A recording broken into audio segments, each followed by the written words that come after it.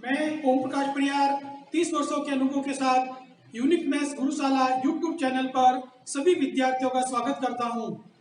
अगर वीडियो आपको अच्छा लगे तो इसको लाइक कीजिए, अधिक से अधिक विद्यार्थियों तक इसका शेयर करना है और अपना जो चैनल है इसको सब्सक्राइब जरूर करना है। आज अपन इस वीडियो के अंदर अध्याय 2 वास्तविक संख्या रियल नंबर इसको ले रहे हैं। इसके पहले अपन ने 2 वीडियो बना दिए थे इस अध्याय के, वो पहले जरूर देखें, क्योंकि जब तक वो वीडियो नहीं देखोगे तब तक ये नया वीडियो जो है वो समझ में नहीं आएगा। आज अपन इसके अंदर जो ले रहे हैं नया टॉपिक अपना, वो है अंकगणित की मूलभूत प्रमेय। ये क्या होती है इसको समझना है।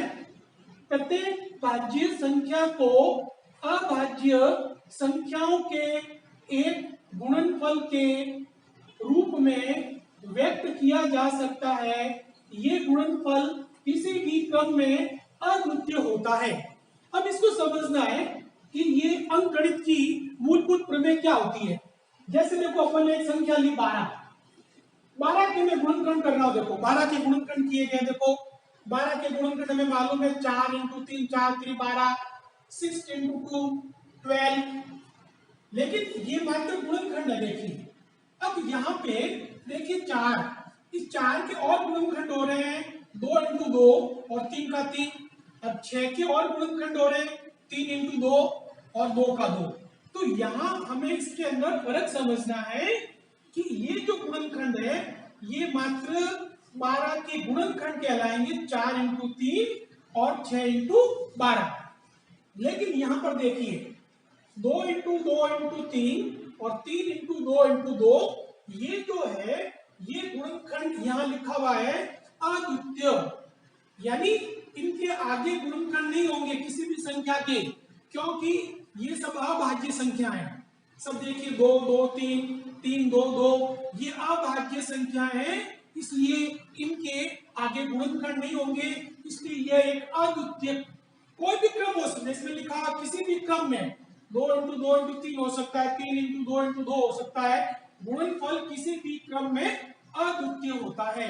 लेकिन ये जो है ये एक भाज्य संख्या है, तो इसके अंदर हमें ध्यान रखना है, जो हमने इससे पूर्व कक्षाओं के अंदर सीखा था कि जो अभाज्य संख्याएं होती है, सबसे छोटी अभाज्य संख्या 2 होती है, फिर 2 के बाद 3 5 7, इस प्रकार से अभाज्य संख्याएं वे संख्याएं होती है जिनमें केवल एक या स्वयं उन्हीं संख्याओं का भाग जाता है, वे अभाज्य संख्याएं कहलाती है।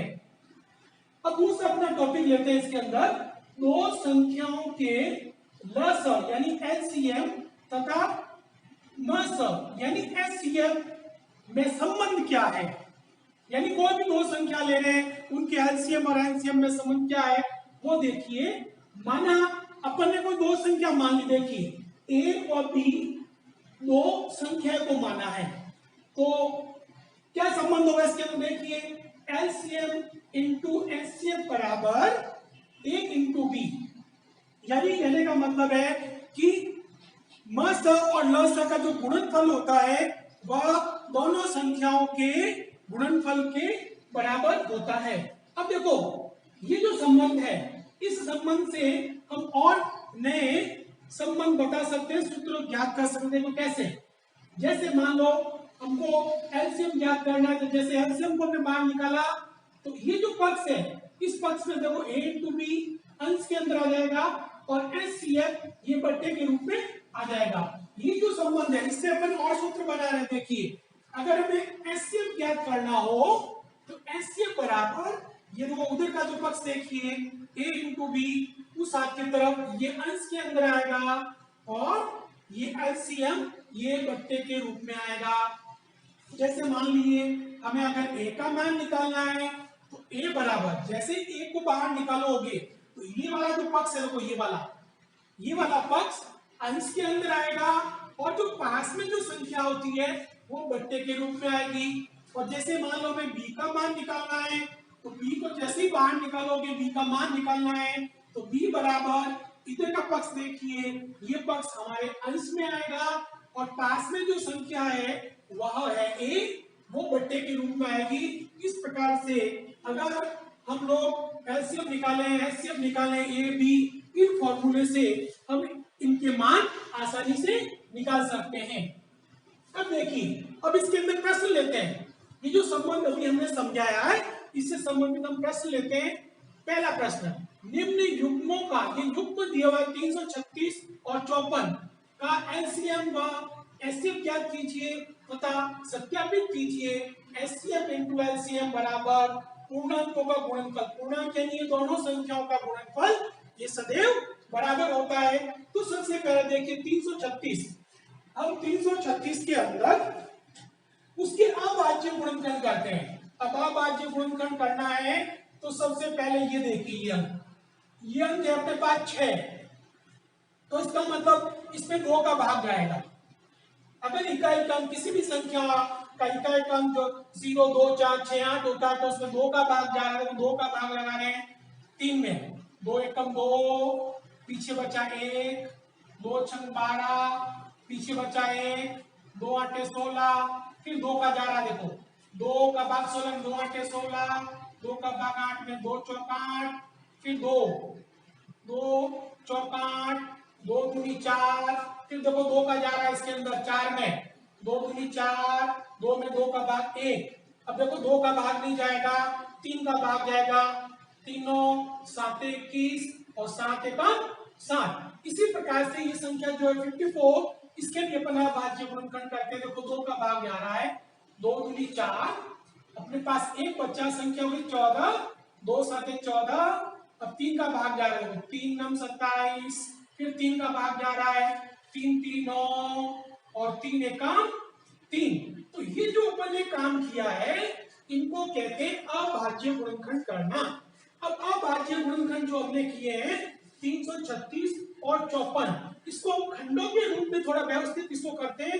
इनको हम जमाएंगे। देखो सबसे पहले इनको जमाते, देखो ये आया 2, कितनी बार, 1 2 3 4 बार, 2 3 4, 3 और 7, ये अपने पास 3 और 7।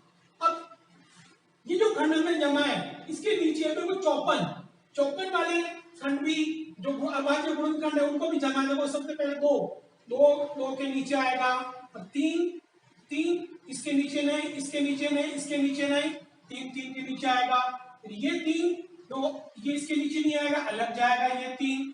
इस 3 को देखो, ये 3 जो है ये भी अलग जाएगा। तो इस प्रकार से 2 3 3, 2 3 3 3, इस प्रकार से खंड को जमाना है। अब खंड को जमाने के बाद हमें देखना है एचसीएफ यानी मस। अब मस को कैसे करते हैं? मस का मतलब है कि इस खंडों को देखिए ध्यान से, इन खंडों को देखेंगे, देखो कौन से खंड पूरे मिल रहे हैं। देखो ये खंड पूरा मिल रहा है, ये नहीं मिल रहा है, नहीं मिल रहा है, ये खंड पूरा मिल रहा है, नहीं मिल रहा है, नहीं मिल रहा है, नहीं मिल रहा है।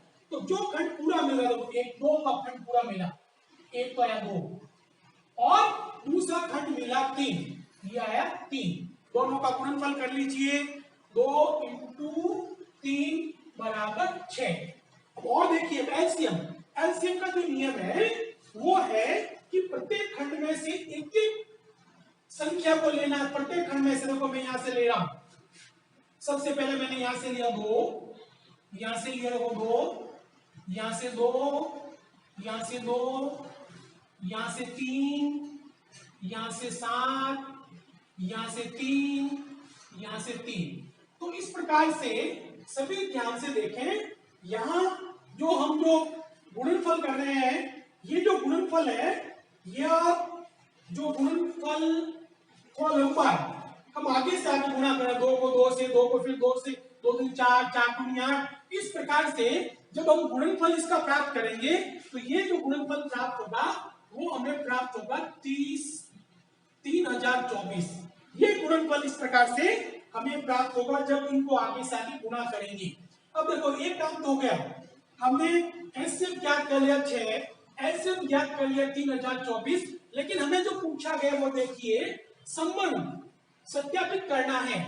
तो संबंध सत्यापित करना है तो अपना जो फॉर्मूला वो देखिए, वो ये वाला एलसीएम इंटू एचसीएफ, ये अपन इसको भी लिख सकते हैं, एचसीएफ इंटू एलसीएम बराबर जो संख्या है वो देखिए, यानी अपन कह सकते हैं पहली संख्या जिसको a इंटू बी माना, पहली संख्या को a, दूसरी संख्या को हमने b माना। देखो अपन मान रख रहे हैं तो एचसीएफ, ये अपने पास एचसीएफ 6 और उसके बाद एलसीएम, एलसीएम देखो अपन ने इसका गुणा किया, यह है 30 24 और इस प्रकार से दोनों संख्याएं कौन सी है 336 और 54, यह 336 इंटू ये देखो 54, 336 और 54। तो इस प्रकार से देखें, अब हमें क्या करना है कि इनका जो है वो गुणनफल करना है। ये जो गुणनफल करेंगे तो ये आएगा 18144। इसी प्रकार से इनका गुणनफल करोगे वो भी आएगा 18144। यानी कहने का जो मतलब है वो ये है कि इसका इसके साथ गुणा, इसका इसके साथ गुणा, गुणनफल दोनों पक्षों में बराबर है। जैसे हमने गुणनफल दोनों पक्षों में बराबर हो गया तो सत्यापित हो गया। ये सत्यापित क्या हुआ कि अगर लस को मस से गुणा करें और अगर उन दोनों संख्याओं का अगर गुणनफल करें तो गुणनफल सदैव समान आता है। अब अपन जो है दूसरा प्रश्न लें। इससे पहले अगर वीडियो आपको अच्छा लगा है तो इस वीडियो को लाइक कीजिए और अपने चैनल को अगर सब्सक्राइब नहीं किया है तो जल्दी से पहले एक बार इसको सब्सक्राइब जरूर करें। हम दूसरा प्रश्न की ओर बढ़ते हैं। देखिए आगे 40 36 126 का मस व लस ज्ञात कीजिए। अब देखिए अपने पास तीन संख्या 1 2 3, तरीका वही है, संख्या 3 हो 4 हो 2 हो, हमारा काम वही है, अभाज्य गुणनखंड कर रहे हैं। देखिए 40 36 126, सबसे पहले 40, 2 का भाग जा रहा, 2 दूनी 4 0, 2 एकम 2 0, 2 पंजे 10 और 5 का भाग 5 में एक बार, 2 का भाग जा रहा है, देखो 2 एकम 2, 1 बचा, 2 8 16, 2 का भाग जा रहा है, 2 9 18, 3 का भाग जा रहा है, 3 3 9 और 3 एकम ये 3। इस प्रकार से लेके आगे फिर 2 का भाग जा रहा है, 2 6 12, 12 में 2 का भाग 6 बार, 2 का भाग 3 बार, 2 6 6। अब देखिए 3 का भाग जा रहा है, 2 का नहीं जा रहा है, 3 दूनी 6, 3 एकम 3, 3 का भाग जा रहा, 3 7 21, 7 एकम 7। अब यहाँ पे हम लोग अभाज्य गुणनखंड लिखते हैं। देखिए 40, 40 के 2 2 2 ये 5, घातांक के रूप में दूसरा तरीका हम सिखाते हैं, हम घातांक के रूप में लिखेंगे। देखो ये है 2 घात 3 इंटू 5 घात 1। अब 36 2 2 3 इंटू 3, ध्यान से देखिए 2 घात 2 और 3 घात 3 कितनी बार है 2 बार, 3 घात भी 2 बार, 126 126 2 3 3 और 7। अब देखिए 2 घात 2 एक बार, 3 घात कितनी बार है 3 2 बार, तो 3 घात 2 इंटू 7। अब हमें अभी अपन ने सीखा था, देखो इस प्रकार से सीखा था हमने खंड बना के। अब दूसरा तरीका हम तुम्हें सिखाते हैं कि घातांक के रूप में हम एचसीएफ और एलसीएम किस प्रकार से ज्ञात करते हैं। तो सबसे पहले एचसीएफ की बारी आती है। एचसीएफ के अंदर हम लोग तुलना करेंगे। देखो यहाँ तुलना कर रहे हैं हम लोग, यहाँ पे हम तुलना करें, इसको ध्यान से देखिए, इसको ये चीज को देखना है और इसके बाद ये जो बराबर है इसको देखना है घातांक वाला, और हमें इसको देखना है। इसको ध्यान से देखिए, 2 घात 3 आधार घातांक, 2 घात 3 2 घात 2 और ये 2 घात 1 है। तो यानी यहाँ पर छोटी घात वाला जो आधार है उसके ऊपर 3 2 और 1 मानेंगे, तो छोटी घात वाला मस के अंदर आता है। देखो और इससे तुलना करो, 5 इसके अंदर नहीं है, 5 3 इनके अंदर नहीं है, 7 इसके अंदर नहीं है, तो लस जो मस है जिसको एलसीएम कहते हैं वो मात्र अपने पास 2 आया। अब आप बारी आती है एलसीएम यानी लस, उसके अंदर सबकी बारी आती है। देखिए हर एक की बारी आएगी। सबसे पहले 2 घात 3 2 घात 2 और 2 घात 1। अब इसके अंदर बड़ी घात आएगी, ध्यान रखें, 2 घात 3 को लेना इसके अंदर। फिर देखिए इसके अंदर मिलान करते हैं, 3 की बारी हो 3 घात 2 और इसके अंदर में 3 घात 2, तो ये इंटू आया 3 घात 2 फिर देखो बारी 5 की आ रही है, ये आया 5। उसके बाद अपन देखेंगे इसके अंदर ये 7 आ रहा है, तो अपन ले रहे 7। अब इसका गुणा कर लीजिए, 2 घात 3 का मतलब 2 दूनी 4, 4 दूनी 8, ये आया अपने पास 8। 3 घात 2, 3 3 9 इंटू 5 का 5 और 7 का 7। तो इस प्रकार से हम लोगों को ध्यान रखना है 8 9 5 7 जो एलसीएम हमें प्राप्त हुआ है उसका जो गुणा है वो हमें करेंगे, तो ये जो गुणनफल हमें प्राप्त होगा वो प्राप्त होगा 25 20। ये इस प्रकार से हमें एलसीएम का गुणनफल हमें प्राप्त होगा। तो हम देख सकते हैं विद्यार्थियों, किस प्रकार से 3 संख्या होने के बाद हम लोगों ने एक तरीका तुम्हें सिखाया था इस प्रकार से खंड बनाकर, और दूसरा जो तरीका हमने तुम्हें सिखाया था इस प्रकार से घातांक के रूप में लिखकर हम ल स और म स ज्ञात कर सकते हैं। अब देखो एक प्रश्न अपन और लेते हैं, 17 23 और 29 इनका ये 3 संख्या है, इनका भी हमें एचसीएफ ज्ञात करना है और एलसीएम ज्ञात करना है। तो विद्यार्थियों ध्यान दीजिए, यहाँ पर अगर संख्याओं पर अपन नजर डालेंगे तो ये जो संख्याएं हैं तीनों हमें एक विशेष प्रकार की संख्याएं दिखाई देगी। तो हम कह सकते हैं ये जो तीनों संख्या है अभाज्य संख्या है, और अभाज्य संख्याओं का जब एचसीएफ और एलसीएम ज्ञात करते हैं तो कुछ नियमों का हम लोगों को जानकारी होना चाहिए। तो नियम ध्यान रखेंगे, अभाज्य संख्याओं का एचसीएफ यानी मस जो होता है वो सदैव 1 होता है। इस बात का हमेशा ध्यान रखेंगे, वापस सुनेंगे, अभाज्य संख्याओं का एचसीएफ सदैव 1 होता है। ये देखो हमने लिखा 1, क्योंकि इन्हीं के अंदर सर्वनिष्ठ गुणनखंड एक ही है। मैं 17 इंटू 1 कर सकता हूँ, 23 इंटू 1 कर सकता हूँ, 29 इंटू 1 कर सकता हूँ। और दूसरा जो हम ले रहे हैं एलसीएम, तो इसका भी नियम सीख लीजिए।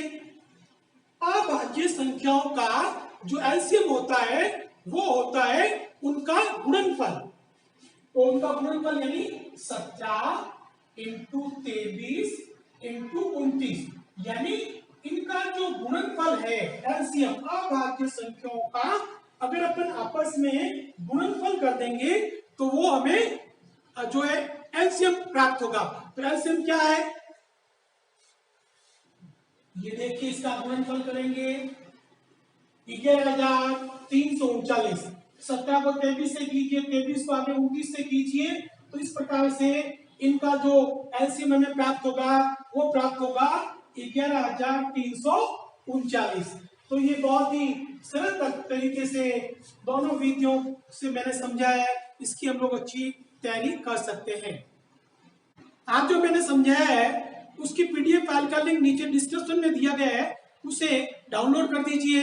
अगर वीडियो अच्छा लगे तो इसको लाइक कीजिए और अधिक से अधिक विद्यार्थियों तक इसका शेयर करना है और अपने कमेंट्स जरूर देना है। और अपना जो चैनल है यूनिक मैथ्स गुरुशाला, अगर किसी विद्यार्थियों ने अब तक इसको सब्सक्राइब नहीं किया है तो जल्दी से पहले इसको सब्सक्राइब कर दीजिए, ताकि हर एक कक्षा के नए नए वीडियो आप तक जल्दी से जल्दी पहुंचे। जय हिंद, जय भारत।